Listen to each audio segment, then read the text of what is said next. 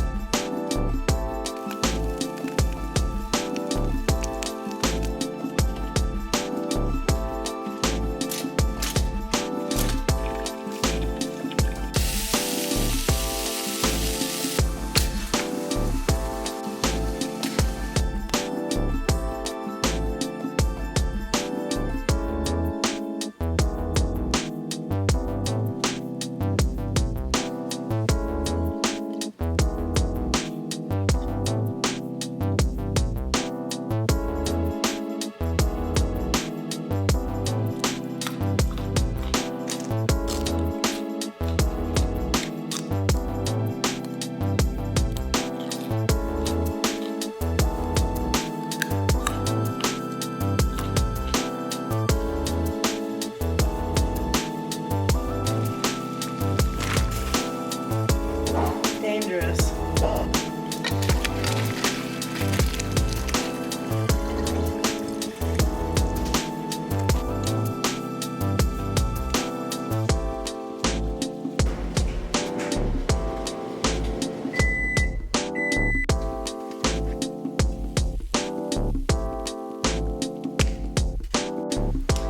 Viola. This is like a super weird combination of food, and yes, it is, because the only meat I had in there was taco meat, and at first I was like, fuck it, let's just mix the taco meat with my Classico Alfredo, even though it's already seasoned with taco seasoning. But thinking about it, I really think that's gonna be super gross, so I'm just gonna separate the taco meat and eat it separately than the broccoli and the ravioli with some Alfredo. And here's my weird meal. I've got my ravioli, broccoli, and Alfredo, and then my beef and a little bit of guacamole salsa, because can't live without it.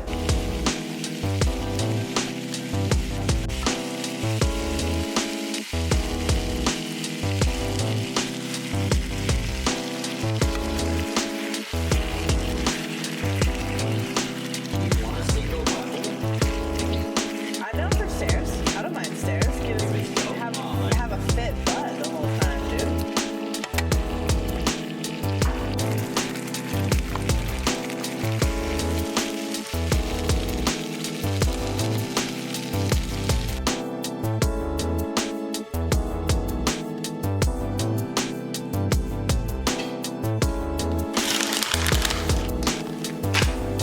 Ooh. These are fucking tits.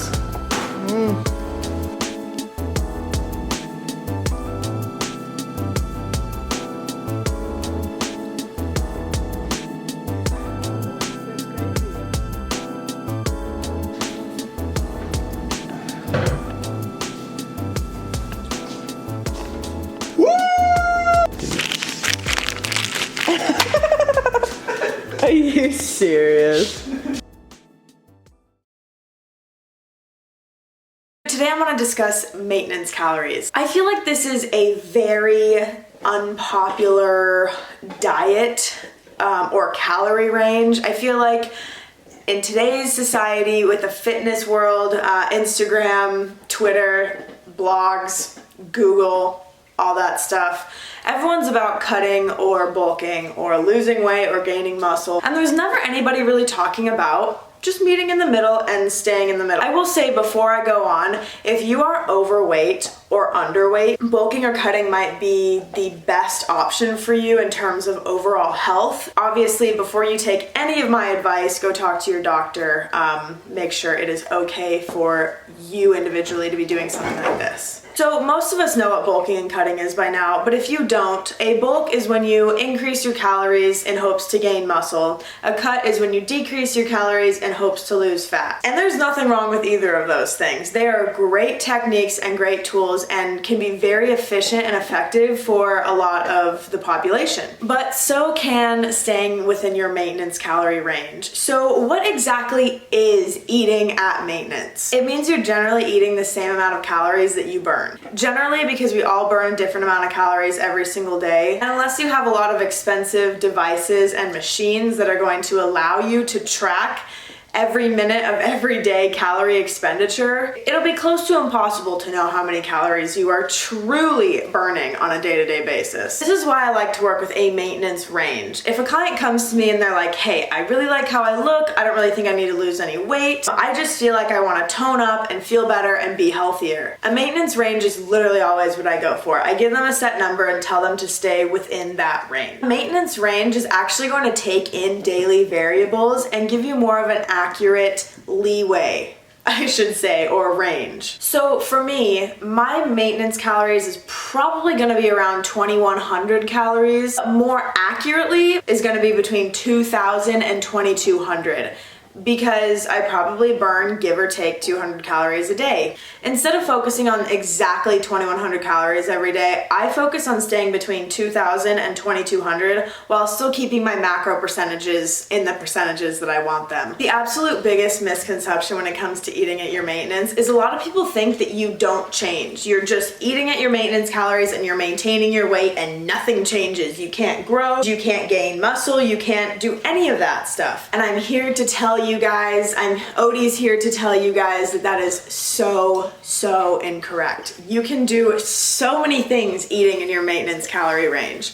And let me show you what I mean by that. Let's flip over to my handy dandy whiteboard right here and break some actual math problems down. So over here we have week 1 with Sunday through Saturday, and then we have cows in, cows out, and then the weekly difference over here. So I went ahead and input just some sample numbers and kind of gave you a mock week of calories. So let's pretend your FitnessPal is like exceptional. Like you are just on the dime every single day. Your calories are within like 10 calories of your goal, and you are just on it. You're killing it with my FitnessPal. Good for you.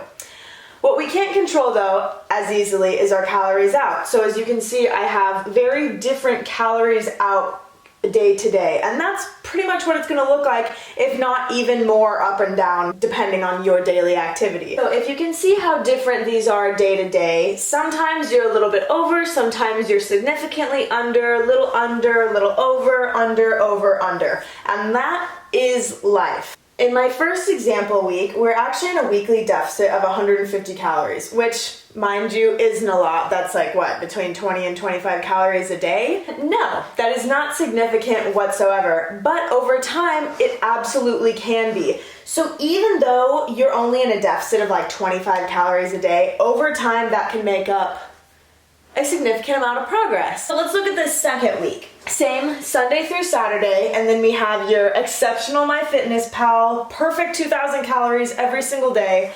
And then for our calories out, we have the same kind of up and down, negative, positive range that we see every week. So here we're in a positive, negative, positive, negative, positive, negative. Once again, typical. But in this week, we actually have a surplus of 100 calories. Now, once again, that's going to be less than 20 calories a day. So not significant for 1 week. But over time, that weekly surplus can make a huge difference. So the keyword of today's whole entire video is over time.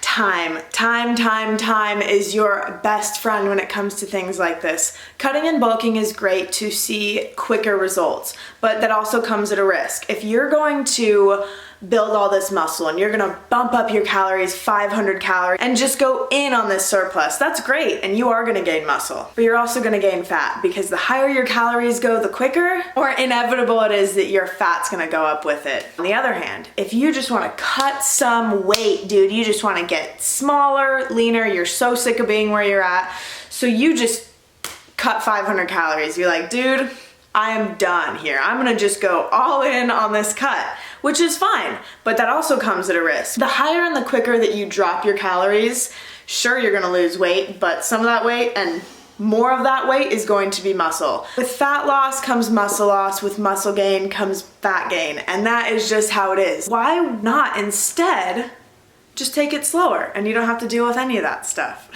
You just let adaptations take place in a slow, efficient, and timely manner.